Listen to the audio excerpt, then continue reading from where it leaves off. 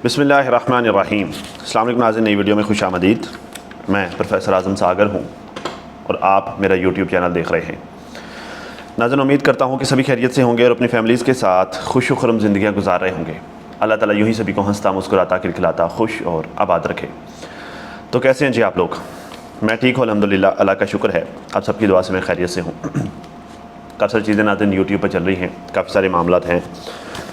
बाबा जी ने आज एक वीडियो बनाई है और काफ़ी सारी बातें बाबा जी ने की हैं, उस तरफ आते हैं, उस पर मैं बात करता हूँ। लेकिन सबसे पहले मैंने आज एक कम्युनिटी पोस्ट लगी हुई देखी है किसी हेटर ख़ातून की तरफ से, और अब उस पोस्ट में दो तस्वीरें लगाई गई थी, दो इमेजेस लगाई गई थी और ऊपर टाइटल ये लिखा हुआ था कि बहनों ज़रा देखो, देख कर बताओ कि ये तस्वीर में जो मैंने सर्कल किए हुए जो चीज़ वो क्या है, वो आप लोगों को क्या नज़र आ रहा है।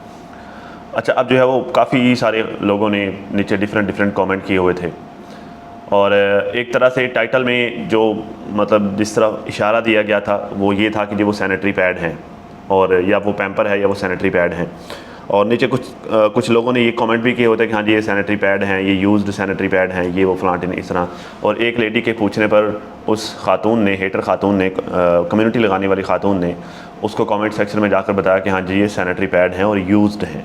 ठीक है, तो बड़ी शर्म की बात है जी, बड़े दुख की बात है। या तो देखिए, फ़र्स्ट ऑफ़ ऑल तो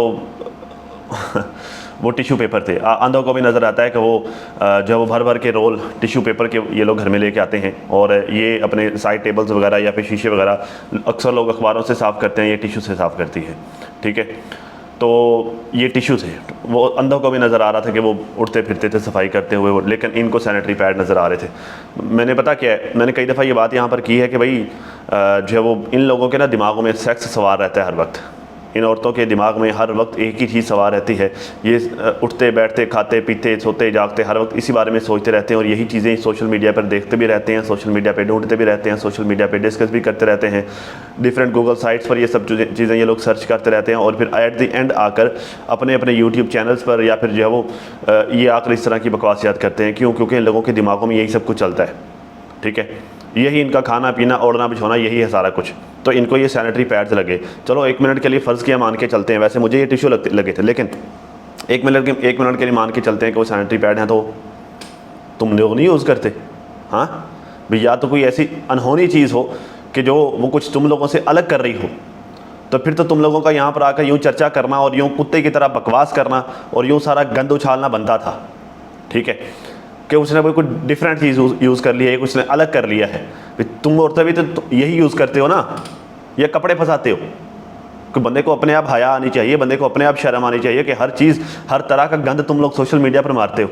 बेहयाई की भी कोई हद होती है, कोई लिमिट्स होती हैं, तुम लोग सारे की सारी लिमिट्स क्रॉस कर चुके हो। और यू नो व्हाट, अनफॉर्चुनेट है ये कि इनके ख़ानदान के ही, सितारा वालों के ख़ानदान के ही अक्सर लोग इन लोगों को अपना मानते हैं, इन लोगों के साथ राब्तों में आते हैं, इन लोगों को अपनाते हैं, इन लोगों को सपोर्ट भी करते हैं, इन लोगों के साथ प्यार मोहब्बत की पींगे भी बढ़ाते हैं, जैसे पिछले दिनों बाबा जी ने बढ़ाई।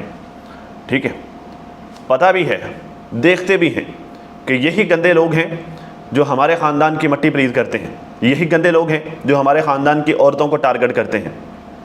लेकिन बड़ा अनफॉर्चुनेट है कि ये औरतें फिर जो ये लोग बार बार कर इन्हीं औरतों के साथ मोहब्बत की पींगे बढ़ाते हैं। और तफ है, वो कहते हैं ना कि चंद्रे को चंद्रा 100 मील से ढूंढता है, खींचता है। तो यहाँ तो मोबाइल में और देखने वाले में 100 मील का फासला होता ही नहीं है, चंद इंचज़ का फासला होता है। तो यहाँ तो बड़े करीब से ही ढूंढ रहे हैं। अजीब यार, गंदे लोग हैं। तो भाई अगर था भी तो ये नॉर्मल है, क्वाइट नॉर्मल है, जिस घर में ख़वातीन होती है तो यहाँ पर ये यूज़ होते हैं, तो ये सबके साथ होता है। ये अल्लाह ताला की तरफ से ये नेचुरल है, ये कोई किसी एक का तो है नहीं भाई कोई सिर्फ एक बंदा यूज़ करता है बाकी कोई यूज़ नहीं करता। तो इसको यूँ इस तरह सोशल मीडिया पर चर्चा करना और यूँ लाकर डिस्कस करना कि यार पता नहीं हमने क्या डिस्कवर कर लिया है, दुनिया चाँद पर पहुँच गई। ये इन लोगों की नज़र अभी तक सैनिटरी पैड पर ही बस उसी में फंसे हुए हैं, बस पता नहीं क्या हो गया। ये नॉर्मल है जाहिलो, नॉर्मल है, सारी ख़वातीन यूज़ करती हैं, क्योंकि सब जो खातून होगी उसका ये सिलसिला होगा ही होगा। ठीक है, तो उसको यूँ लाकर आई डोंट नो वाई, मतलब ये इतना जो वो नया क्या है इसमें, पता नहीं, ये शायद हमारी सोसाइटी की ये सोच बन गई है कि इसको डिस्कस करना, इसको जो है वो इसको यूज़ करना, ये कॉन्डम्स हो गए, ये सैनिटरी पैड्स हो गए, या ये मतलब इस तरह की चीज़ें जो जिनसियात से रिलेटेड होती हैं, उसको डिस्कस करना या उसको बाय करना, उसको लेके आना, उसको घर में रखना, पता नहीं जो है वो उसे क्या हराम समझा जाता है, पता नहीं क्या। हालांकि यार ये क्वाइट नॉर्मल है। अगले दिन हमारा जो है वो कौमी असम्बली में भी एक बंदा डिबेट कर रहा था इस पर कि यार ये इतना यहाँ पर मायूब क्यों समझा जाता है। ये नॉर्मल है भाई, ये वक्त की ज़रूरत है। वक्त की क्या है, इंसान की ज़रूरत है ये सब चीज़ें। अच्छा, वो बंदा मिसाल क्या दे रहा, कहता मक्का शरीफ में, या सॉरी गालबन मदीना शरीफ का वो बता रहा था कि मस्जिद नबवी के बाहर सहन में, मतलब वो सहन के बाहर वाले हदूद के बाहर सामने जो मेडिकल स्टोर है, ये शायद मक्का का वो बोल रहा था कि वो सामने मेडिकल स्टोर है, वहाँ पर भी अगर आप जाएँ तो ये चीज़ें सामने डिस्प्ले में लगी होती हैं, ये सैनिटरी पैड्स, कॉन्डम्स, ये वो सारी इस तरह की चीज़ें। तो भाई ये इंसान की ज़रूरत है, इस पर इसको लेकर इतना उछल क्यों रहे हो, इतना हवा क्यों मचा रहे हो, यार पता नहीं हम लोगों ने क्या देख लिया। तो ये बड़ा नॉर्मल है भाई। इसलिए मैंने बोला ना कि इन लोगों के दिमागों में हर वक्त सेक्स सवार रहता है। सेक्स से रिलेटेड कुछ भी इन लोगों को नज़र भी आ जाए तो ये हल्के कुत्तों की तरह वहाँ पर पहुँच जाते हैं, जैसे पता नहीं कभी कुछ मिला ही नहीं होता। भूखे प्यासे तरसे हुए लोग, तरसी हुई आंटियाँ तो खैर जी, ये सब इस तरह की गंद सोशल मीडिया पर चल रहा है, तो अल्लाह ताला हम सबको इस तरह के गंद से महफूज रखे।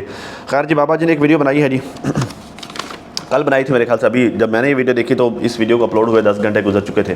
काफ़ी सारे लोग इस पर बात कर चुके हैं, सब लोगों ने अपना अपना, लेकिन चूँकि बाबा जी ख़ास तौर पर मुझे मेंशन करते हैं जब भी वीडियो बनाते हैं, तो मेरी वीडियोस को देखते हैं ज़हरा, और मुझे इस बात की खुशी है कि बाबा जी की मेरी वीडियोस को देख भी रहे हैं, समझ भी रहे हैं, उन पर थोड़ा सा असर भी हो रहा है।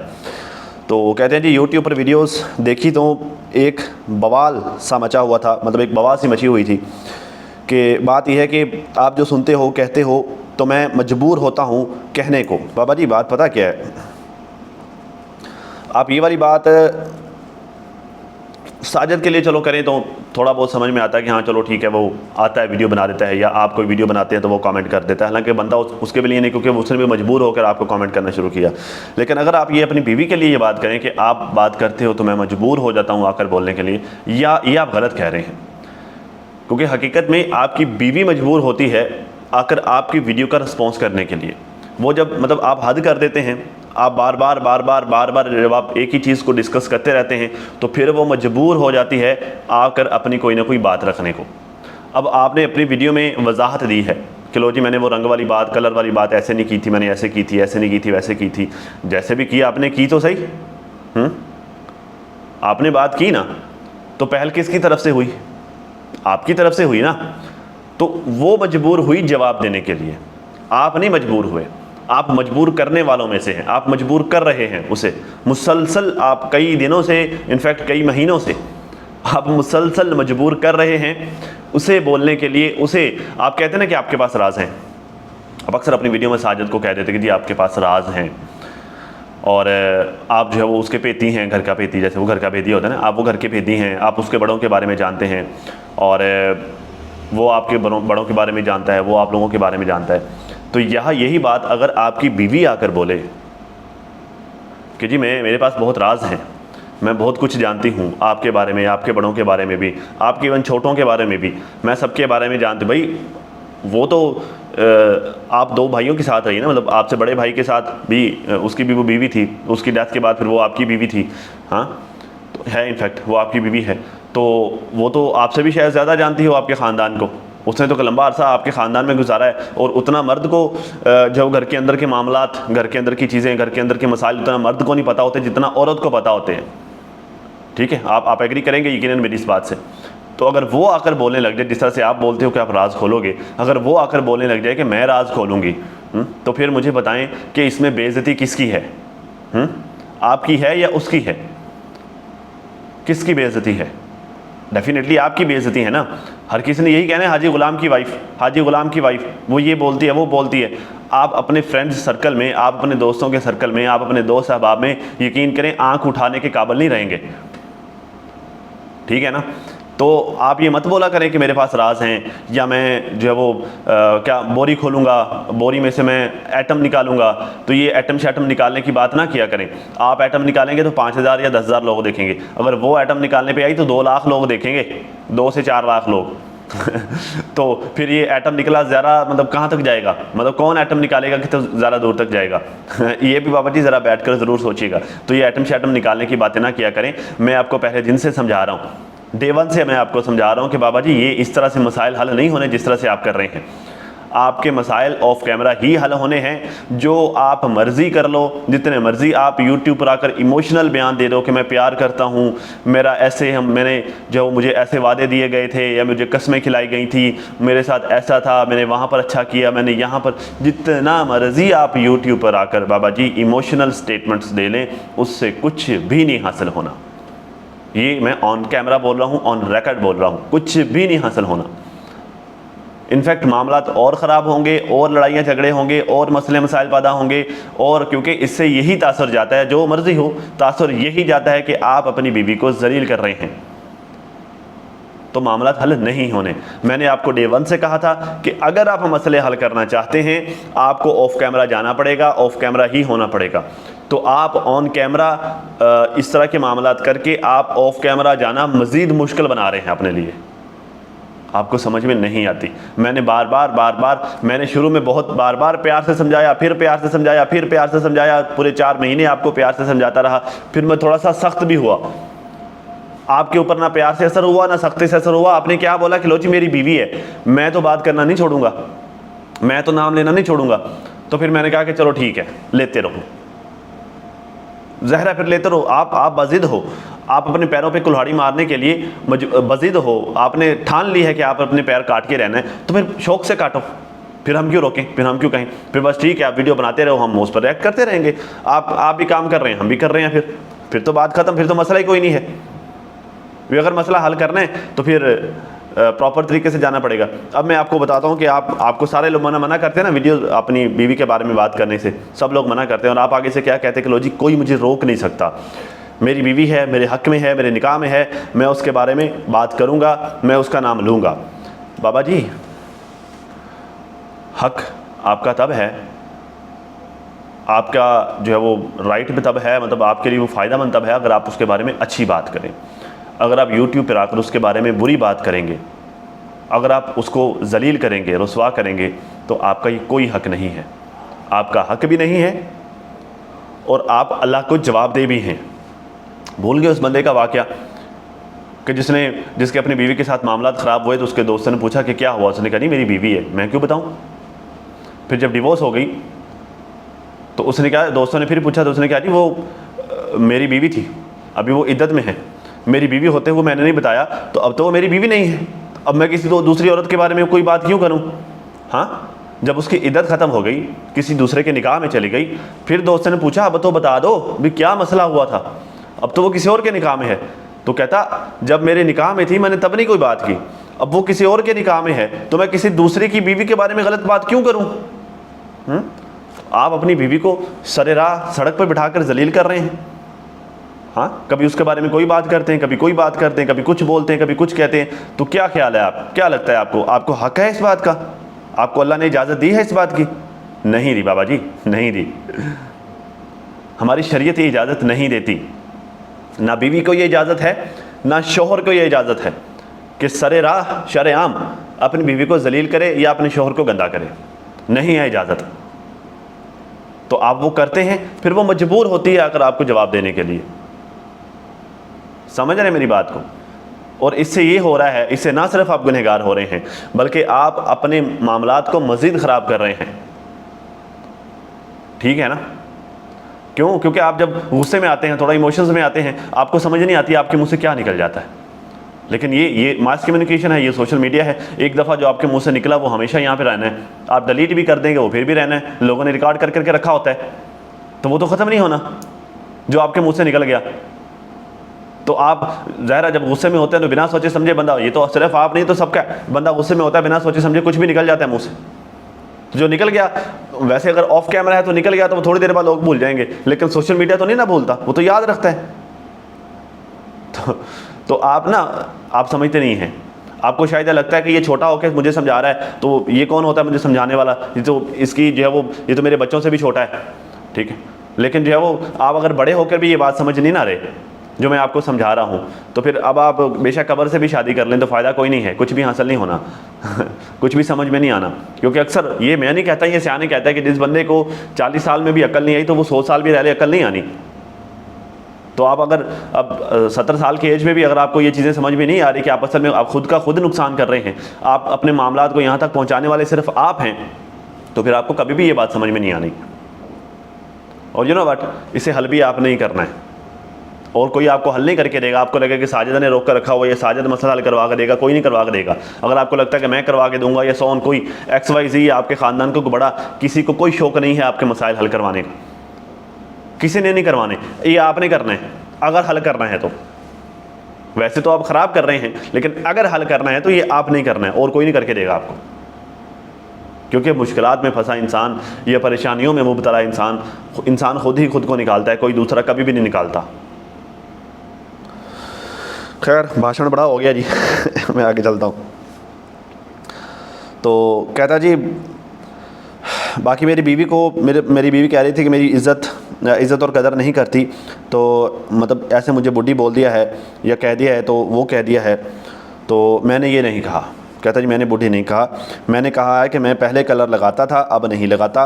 वो लेडीज़ के लिए होता है, वो कलर लगाती है, मेहंदी लगाती है, यहाँ पर भी वो लगाती थी, मेरी शादी से पहले भी वो लगाती थी, यहाँ जितना अरसा रही है वो भी लगाती रही है, मैं भी लगाता रहा हूँ। बाकी मैंने ये नहीं कहा कि उसकी उम्र इतनी है और कलर लगाती है, नहीं, मतलब कलर लगाने से उम्र नहीं छुपती। तो बाबा जी बात यह है कि ये उस वक्त ये जो आप बता रहे हैं, पहले तो मैंने इनकी वीडियो नहीं देखी कि एग्जैक्ट इनके अल्फाज क्या थे। अगर मैंने देखी होती मुझे पता होता कि इन्होंने क्या एग्जैक्ट वर्डिंग यूज़ की थी।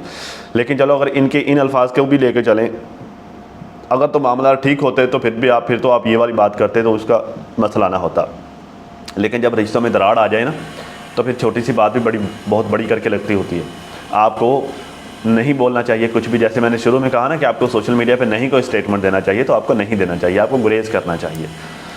खैर, कहते हैं जी दूसरी बात यह है कि वो कहती है कि बूढ़ी हूँ, नौजवान से शादी कर लो, तो मैं तुम्हारे काबिल नहीं हूँ, और अगर मैं तुम्हें अपने काबिल ना समझता होता तो मैं बच्चों को ना छोड़ता। दूसरी बात यह है कि बाबा जी उसने ये कहा ही नहीं कि मैं आपके काबिल नहीं हूँ या मैं आपके काबिल हूँ या नहीं, उन्होंने इस तरह की कोई बात ही नहीं की। उन्होंने सिर्फ ये कहा है कि भाई तुम मुझे बूढ़ी कहते हो तो जाओ किसी लड़की से शादी कर लो, ठीक है, तो मतलब तुम लड़के हो, जाओ तुम किसी लड़की से शादी कर लो। उन्होंने ये नहीं कहा कि मैं तुम्हारे काबिल हूँ या नहीं हूँ। अगर वो ये काबिल होना या ना होने वाला कहती तो वो भी, जिस तरह से आप कह रहे हैं कि वो आप उसके साथ शादी ना करते, तो वो भी ये कह सकती हैं कि अगर मैं ये समझती होती कि तुम मेरे काबिल नहीं हो या मैं तुम्हारे काबिल नहीं हूँ, तो मैं उस वक्त तुम्हारे लड़ना लगती, तुम्हारे साथ शादी ना करती। उस वक्त तो उन्होंने कर ली क्योंकि वो इस तरह की कोई सोच नहीं रखती थी। लेकिन आने वाले वक्त का नहीं बंदे को पता होता कि आने वाला वक्त कैसा आना है। तो अब उनके ऊपर वक्त आया है, जो वक्त उन्होंने मतलब 15 साल जो उन्होंने फेस किया, जो बियर किया, जो बर्दाश्त किया, तो अब उसका जो है वो ज़ाहिर वो याद करती हैं कि भाई मैंने बेलौस होकर इस बंदे की खिदमत की है और मुझे क्या रिज़ल्ट मिला है। मुझे उसे पता क्या रिज़ल्ट, मैं बताता हूँ उसे पता क्या रिज़ल्ट मिला है। उसे रिज़ल्ट मिला है बेतबारी, आपको एतबार नहीं है उस पर। और ये पता क्या, एक कपल्स में, रिश्तों में ये सबसे बुरी चीज़ होती है बेतबारी। एक दूसरे के लिए लाख कर लो, लेकिन एक दफ़ा बोल दो ना कि मुझे शक है यहाँ पे तुमने 2 नंबरी की है, यहाँ पे तुमने कोई अप डाउन की है, कोई मसला मसाइल किया है, तो वो सारे इमोशंस, वो सारे धागे, वो सारी जोड़ें, वो सब टूट जाता है, वो सारे जोड़ वो टूट जाते हैं। सिर्फ यही चीज़, ये सिर्फ यही मेरे दिमाग में लगे रहते कि यार इससे तो मुझ पर एतबार नहीं है, तो शक करता है मुझ पर। जब ट्रस्ट ही नहीं है, जब ट्रस्ट नहीं है तो फिर रिश्ता कैसा। तो बाबा जी भरोसा होना बहुत ज़रूरी है, और उसे इसी बात की तकलीफ़ है कि इसे मुझ पर एतबार नहीं है। इसे लगता है कि मैं इसको इसका हक़ दूंगा तो ये बेच के खा जाएगी, या ये अपनी किसी बेटी को दे देगी, या ये करेगी, वो करेगी, ये मेरे पास आएगी नहीं, ये लेकर भाग जाएगी।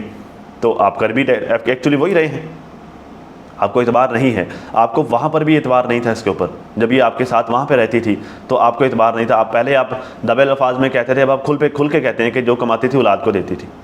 अब आप खुल के कहते हैं, हालांकि आप 1-1 रुपये का, ये बकौल आपकी वाइफ के कि आप 1-1 रुपये का हिसाब लेते थे कि जी असगर को वो किराया जाने और असगर जाने, आपने क्यों पैसे दिए, मुझे पैसे पूरे करके दो, आप जानो असगर जानो। अब वो असगर के पास वापस जाती, आपके बेटे से वो पैसे मांगने जाती, आपको शर्म ना ये कहते हुए अब वो अपने दामाद से पैसे मांगेगी। कौन सास है? आप लोग भी यहाँ पे, मेरी माएँ बहनें आंटियाँ मुझे देख रही हैं, आप लोग मुझे बताएं, आप में से कौन है जो अपने दामाद से पैसे मांगता है? दामादों से पैसे कौन मांगता होता है? हाँ, कोई नहीं मांगता। दमादों को अक्सर, ये सोसाइटी है जो भी है, जैसा भी है, अच्छा है या बुरा है, बट ये सोसाइटी है, यहाँ पर ऐसा ही होता है। दमादों को अक्सर माएँ, ख़ास तौर पर सासें, अक्सर जो है वो दमादों के लिए करते हैं, मतलब कोई कपड़े का सूट कभी ले लिया, कभी कुछ कभी कुछ, तो ये इस बात में चलो यार ये मुझे भी माँ समझता रहे, वो माँ के तौर पर वो करती रहती हैं, ठीक है। तो अब वो अपने दामाद से वो पैसे मांगने जाती बेटी का घर था उसका, तो आपने क्या किया, आपने कहा जी जाओ असगर से लेके आओ। वो लाई होगी, फिर वो नहीं लाई होगी, वो खुद औखी होगी, सौखी होगी, उसने आपको निकाल के दिए होंगे, पैसे पूरे करके दिए होंगे। तो आप तो ये करते थे, आपको एक ज़रा बराबर भी भरोसा नहीं था उसके ऊपर। रिश्तों में कॉन्फिडेंस होना बहुत ज़रूरी होता है बाबा जी, और मुझे अफसोस है कि ये भी मुझे बताना पड़ रहा है। हालांकि आपका तो 2 का एक्सपीरियंस है, मेरा 1 का ही है आपके 2 का एक्सपीरियंस है, एक अल्लाह को प्यारी होगी, फिर दूसरी आप ले आए, वो वैसे ही जो है वो आपने उसको जलील कर दिया। हाय हाय। फिर कहता है कि दूसरी बात यह है कि जब मेरी शादी हुई थी तो मुझे उसी वक्त असगर ने चैलेंज दिया था कि मैं तुम्हें छोड़ दूंगा, सलमा को छोड़ दूंगा, और मैंने आपको कबूल किया था। मुझे अच्छा बाबा जी, मुझे पता क्या, मुझे फिर बार बार फिर मुझे शक होता है जब आप बार बार ऐसी बातें करते हैं ना, फिर मुझे शक होने लगता है कि ऐसी क्या मजबूरी थी कि आपने फिर इस औरत के साथ शादी की। भाई देखिए, जब औलाद जवान हो जाती है ना, आप कहते हैं कि हाँ जी, जब औलाद जवान हो जाती है, वो खुद बच्चों वाले हो जाते हैं, तो फिर वो अपने नहीं होते हैं। बेशक वो अपने नहीं होते हैं, अपनों के होते हैं, लेकिन जब औलाद जवान हो जाते हैं तो फिर वालिदैन औलाद का हया करते हैं कि नहीं करते बाबा जी? करते हैं। वो सियाने कहते हैं ना कि जवान औलाद का हया होता है वालिदैन को, वालिदैन जवान औलाद का हया करते हैं फिर, ठीक है। तो जब आपकी औलाद नहीं इस बात से एग्री कर रही थी कि आप इस खातून के साथ शादी करें, तो आपको नहीं करनी चाहिए थी। आपने की, आपने अपनी औलाद को जो है वो नाराज़ किया खुद के साथ, आपकी औलाद आपसे नाराज़ हुई, आपने इस औरत के साथ शादी कर ली, ठीक है। आपने कुछ साल उस औरत के साथ गुजार लिए, उस औरत के लिए आपने बहुत कुछ किया, ठीक है। अपनी औलाद तक आपने छोड़ दी। अब अक्सर आकर ये बोलते हैं ना, आपने अपनी औलाद तक छोड़ दी, ये कर दिया, वो कर दिया, वो सारी बातें ठीक है। जब आपने कुछ साल इस औरत के साथ गुजार लिए तो वो सारी बातें होगी पुरानी, कि आपने क्या किया क्या नहीं किया, वो सब पुरानी बातें हो गई ना। अब ये था कि अब आपने जिस औरत के लिए हर चीज़ को छोड़ा है, अब आप उस औरत के साथ बना के रखें, अब उस औरत को अपने साथ चलाएं। आपने उस औरत के साथ बना के रखी, आप आज इकरार करते हैं कि मैं आज भी तुमसे प्यार करता हूं, मैं हमेशा तुमसे प्यार करता रहूँगा। क्या आपने कभी फेस टू फेस भी उसको ये बात बोली थी जब वो आपके पास थी? क्या आपने अपने अमाल से इस बात का एहसास दिलाया कि हाँ मैं तुमसे प्यार करता हूँ, हाँ मैं तुम्हारी परवाह करता हूँ, हाँ मुझे तुम्हारी फ़िक्र है? हाँ, कभी अमाल से आपने इस बात का एहसास दिलाया? बाबा जी, आप कहते हैं ना कि बीमारी में, उसको कोरोना में आप उसके साथ पूरी पूरी रात रहे, तो आप अपने हाथ से उसको किन्नू खिलाते रहे, या आप ये करते रहे वो करते रहे। भाई कोई थर्ड पर्सन भी बीमार नज़र आ जाए ना, आप मुझे भी कह रहे थे कि तुम अपनी बीवी के साथ, तो मैं बताऊं कोई थर्ड पर्सन, कोई ऐसा अननोन बंदा जिसको बंदा जानता भी ना हो, वो कोई बीमारी की हालत में, इस तरह की हालत में जो है वो मिल जाए कि वो जो है वो करीबुल मौत हो, तो मैं नहीं, आप भी, कोई भी, वो डेफिनेटली उसके ऊपर तरस खाएगा, उसके लिए कुछ ना कुछ करेगा कि चलो यार इसकी ज़िंदगी बच जाए। हमारा इस्लाम भी हमें यही तालीमात देता है। तो आप ये बीवी के ऊपर एहसान के तौर पे गिनवाते हैं कि लो जी मैंने तुम्हारे साथ वक्त गुजारा है, कोरोना में मैं तुम्हारे साथ सोया, अपनी ज़िंदगी ख़तरे में डाल दी। आपकी जगह कोई भी होता वो यही करता। बात तो यह है कि सेहतमंदी में, कि जब देखें हर चीज़ उस वक्त अच्छी लगती है जब बंदा सेहतमंद होता है, ठीक है। जिस वक्त वो सेहतमंद थी, क्या आपने उसके साथ अपना बिहेवियर ठीक रखा? क्या आपने उसे अपनी इस मोहब्बत का जो आप आज इजहार कर रहे हैं, क्या आपने उस वक्त उसे एहसास दिलाया, यकीन दिलाया? क्या आपने उस वक्त उसे खुश रखा? उस वक्त तो आप उसे दुख देते थे। तो फिर जब वो बीमार हालत में है, बीमारी की हालत में, उस वक्त उसे आपकी मोहब्बत की कहाँ परवाह होगी? तो वो तो बेचारी अपनी जान को औखी थी कोविड में हैं। तो बाबा जी, हर चीज़ का एक टाइम होता है। ये चीज़ें मुझे नहीं सिखानी चाहिए आपको, ये चीज़ें आपको खुद को पता होनी चाहिए थी, लेकिन अनफॉर्चुनेटली आपको नहीं पता। और फिर कहते हैं कि मेरी बीवी नहीं ठीक, फ़लाना नहीं ठीक, फ़लाना मुझे ऐसे कहता है, फ़लाना मुझे वैसे कहता है। तो बाबा जी, मैं आपको बार बार कहता हूँ कि एक दफ़ा खुद के बारे में भी तो सोच के देखो कि आपने क्या किया है। और ये जो आप मुझे कह रहे हैं ना कि आज़म मुझे कहता था कि आपने गलत किया है, तो मैं आज़म की बात से एग्री करता हूँ, तो ये वो बातें थी जो मैं आपको कहता था। इन बातों से तो आप एग्री नहीं करते। एग्री किस बात से किया? उस बात से एग्री किया कि जो बीवी के सर पे डालना है कि लो जी मैंने इसके लिए अपनी औलाद छोड़ दी। आज़म कहता है मैंने गलत किया, तो मैंने सिर्फ ये नहीं कहा कि गलत किया, मैंने इससे अगली बात भी की थी कि फिर उस औरत को क्यों नहीं संभाला जिसके लिए औलाद छोड़ी थी, फिर उसके ऊपर क्यों नहीं एतमाद किया जिसके लिए औलाद छोड़ी थी। मैंने तो ये भी कहा था कि आपने गलत किया उसके ऊपर एतमाद ना करके, वो आप मानते नहीं हैं। आधी बात मानते हैं, आधी मानते नहीं हैं। तो ऐसे थोड़ी होता है बाबा जी, ऐसे तो ना करें ना फिर। खैर, कहता जी बीवी का नाम लेते हो, मुझे काफ़ी सारे लोगों ने कहा कि आप बीवी का नाम लेते हो, तो मैं लेता रहूँगा नाम, ये मेरा हक़ है, तो मेरे निकाह में है, तो मुझे इस बात से कोई नहीं रोक सकता। नाम ले अच्छाई में ले, बुराई में तो ना लें। ये कौन सा हक़ है कि आप अपनी बीवी की बुराइयाँ अगर हों भी सही, तो ये तो नहीं था कि आप बीवी की बुराइयाँ सोशल मीडिया पर आकर उछालें आकर। हाँ, क्या इस्लाम इस बात को पसंद करता है? क्या हमारी सोसाइटी इस बात को पसंद करती है कि अगर आपकी बीवी में कोई बुराई है तो आप लाकर सरे राह दुनिया को बताएं कि लो जी देखो मेरी बीवी में ये बुराई है? तो दुनिया आगे से झांपड़ मारेगी कि रखा क्यों हुआ फिर, अगर बुराई है तो छोड़ दो उसको। तो आप तो बाबा जी ये करते हैं कि आप बुराइयां बताते हैं, कभी कहते हैं लालची है, कभी कहते हैं कि जानवर है, कभी कहते हैं कि वो जो वो पता नहीं क्या क्या डिफरेंट बातें आप उसके बारे में कहते रहते हैं, कभी उसको ज़्यादा उम्र की बोल देते हो। तो जब ये सब कुछ आकर दुनिया को बताएंगे, कभी बेवफा बोलेंगे, जब ये सब कुछ दुनिया को आकर बताएंगे तो दुनिया आगे से फूल तो नहीं ना देगी। कहते हैं बाकी बात आ गई मकान की, तो मैंने कहा कि मेरी बीवी को पता है जब हम यहाँ आए थे तो पैसे नहीं थे। तो नहीं, इससे पहले इन्होंने ये असगर वाली बात भी की कि असगर ने उसको मुझे चैलेंज किया था और उसने कहा था जी मैं आपको भी छोड़ रहा हूँ, मैं आप सलमा को भी छोड़ रहा हूँ, मैं ये भी कर रहा हूँ, मैं वो भी कर रहा हूँ। तो बाबा जी असगर भी आप ही का बेटा है, वो कौन सा आपसे अलग होगा, आप जैसा ही होगा।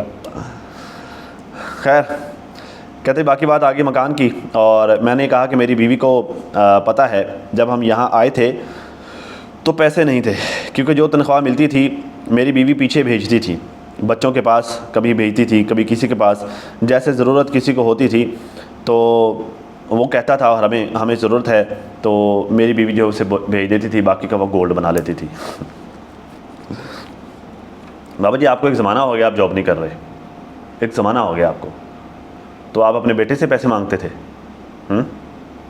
बाकी ये मुझे मत बताइएगा कि लो जी आपकी कुछ 4-5 एकड़ ज़मीन है, आप उसके ठेके से सऊदीया में रह के पूरा साल गुजारा करते थे। नहीं होता।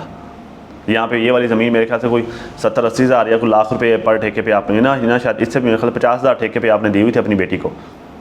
हाँ, तो 2 लाख मिल जाता होगा या 3 लाख मिल जाता होगा आपको ज़मीन का। वो 3 लाख रुपये पाकिस्तानी से आप सऊदीया में पूरा साल गुजारा तो नहीं ना कर सकते। 3 लाख रुपये पाकिस्तानी एक उम्र पर ख़र्चा हो जाता है। तो फिर कहाँ से आ रहा था वो सारा पैसा? भैया अगर आप अपनी बीवी का हिसाब बता रहे हैं, लो जी फ़लाँ को देती थी, फ़लाँ को देती थी, अपना बताएं आपके अखराजात कौन पूरे करता था? कौन पूरे करता था आपके अखराजात?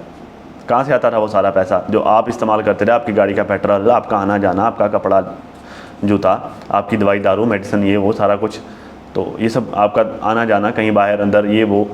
वैसे बंदा पैसे जेब में रखता है, कुछ खुद खाने पीने को दिल करता है, तो वो सब कहाँ से आता था? आपका बेटा करता था? नहीं करता था आपका बेटा। ये करता था तो चलो बता दो कि आपका बेटा करता था आपके लिए सारा कुछ। बाकी कहते हैं जी जो वो सितारा या साजिद में से कोई भी आके बता दे कि मतलब मैं सन 70 से मैं यहाँ पे सऊदीया में हूँ, सितारा या साजिद में से कोई भी आके ये बात कर दे कि लो जी हम इसके टिकट्स भरते रहे हैं हमेशा से, तो हमेशा से ये तो नहीं भरते रहे, मतलब ये तो नहीं भरते रहे, मैं खुद भरता रहा हूँ या मेरे बच्चे भरते रहे हैं। बाबा जी 70 से तो उनकी कोई जिम्मेदारी नहीं थी ना कि उन्होंने भरनी थी। वो तो 10-15 साल की बात कर रहे हैं, पिछले 10-15 साल में आपका आना जाना, या जब से उनकी माँ, सितारा की माँ आपके साथ रह रही है, जब से सितारा ने पैसे कमाने शुरू किए हैं। वो होता है ना कि बंदा जब थोड़ा सा आसरा मिल जाता है तो बंदा लेज़ी हो जाता है, आलसी हो जाता है। तो आपको थोड़ा आसरा मिल गया कि हाँ ठीक है इसकी बेटी अच्छा कमा रही है, ये भी तनख्वाह, इसकी भी तनख्वाह आ रही है, इसकी भी सैलरी आ रही है, तो मुझे जो खुद से स्ट्रगल करने की या मुझसे बेटों से लेने की क्या ज़रूरत है? जहाँ पर नज़र आ रहा है वहाँ से ले लो। ऐसा है कि नहीं है? खैर, तो कहता जब हम यहाँ आए ना तो मेरे पास पैसे नहीं थे, तो मेरी बीवी ने कहा था कि मकान बनवा के दो। अब ये वो सोर्स दे रहे हैं जिस सोर्स से उन्होंने मकान बनाया, ज़रा गौर से सुनिएगा। कहता जी मैं जब हम यहाँ आए ना तो हमारे पास पैसे नहीं थे, तो मेरी बीवी ने वो जिस मकान में सलू रहता था उस मकान में रहने से इनकार कर दिया था। तो कहती थी नया मकान बना के दो। शायद पहली वाली वाइफ जिस घर में रहती थी ना, उस घर में रहने से इनकार किया था इन्होंने, ये मेराज खातून ने, मेराज आंटी ने। तो कहते हैं कि फिर मैंने उसको नया मकान बना के देने के लिए मैंने शहर में मेरा एक प्लाट था जो मैंने 90 लाख में बेचा, 90 लाख रुपए में मैंने वो बेच दिया। अच्छा, वो मकान बेच के इन्होंने क्या क्या लिया ज़रा सुनिएगा। 1 बीघा ज़मीन ली, 4 कनाल ज़मीन ली, 14 मरले का प्लॉट लिया, ठीक है, खानपुर में, शहर में। और फिर जो है वो एक घर बनाया, एक बच्चे की शादी की। पापा जी वो 90 लाख था या 90 करोड़ था? भी चलो आज की अगर आप बात नहीं करें, 5 साल 10 साल पहले की बात करें, 10 साल पहले भी मकान, एक मकान जिस तरह का आपने बनाया ना, डबल स्टोरी, इस तरह का मकान कम से कम जो है वो 35 से 45 लाख से कम में नहीं बनता था। ठीक है, फिर आपने 14 मरले प्लॉट भी लिया, आपने 1 बीघा ज़मीन भी ली, आपने शादी भी की। तो बाबा जी क्या कोई मतलब कोई 90 लाख था या 90 करोड़ था? क्या आपने उससे इतना कुछ कर लिया? फिर ज़ाहिर है इस दौरान पैसे खाए भी होंगे, अपने ज़ाती एक्सपेंसेस भी किए होंगे। ज़रा जब पैसे होते हैं तो बंदा खर्चा भी तो करता है ना, आगे पीछे आना जाना 100 चीज़ें होती हैं, वो सब भी किया। तो वो 90 लाख में आपने सारा कुछ कर लिया। वो 90 लाख का हिसाब ना लिख के रखें कि मैंने सारी ज़िंदगी उसे 90 लाख में गुजार दी। मतलब आप पता क्या कर रहे हैं, यही वजह है जो आपके मामला ख़राब हो रहे हैं। आप हर चीज़ को अपने खाते में डालें कि मैंने ये करके दिया, मैंने ये करके दिया, मैंने ये करके दिया, मैंने वो। अगले का याद ही नहीं है कि उसने भी कुछ किया है। ठीक है ना, अगले बंदे के किए हुए का भी जब बंदा कहता है ना कि हाँ यार इसने भी किया है, तो ये कह देना ही काफ़ी होता है। मैंने अगले दिन भी जो है वो इस मिनट, ये आपका मसला नहीं है सिर्फ, ये यहाँ पे आप जैसे बड़े लोग हैं सारी ज़िंदगी यही राग लाते रहते हैं जी मैंने किया, मैंने बनाया, मैंने चलाया, मैंने किया। बाकी जो साथ होते हैं वो बेचारे, उनका कोई नाम नहीं होता तो फिर वो बदजन हो जाते हैं। ठीक है, आप अपनी बीवी के साथ ये कर रहे हैं। ठीक है ना, यही वजह है कि ये हालात यहाँ तक पहुँचे, वरना ये हालात यहाँ तक पहुँचने नहीं थे। आई होप कि आपको समझ आ गई होगी। तो खैर नाज़रीन, अभी तक के लिए इतना ही। अपना और अपनी फैमिली का बहुत ज़्यादा ख्याल रखिए और साथ अपनी दुआ में मुझे भी लाजमी याद रखिएगा। मिलते हैं किसी नई वीडियो में, तब तक के लिए अल्लाह हाफ़िज़।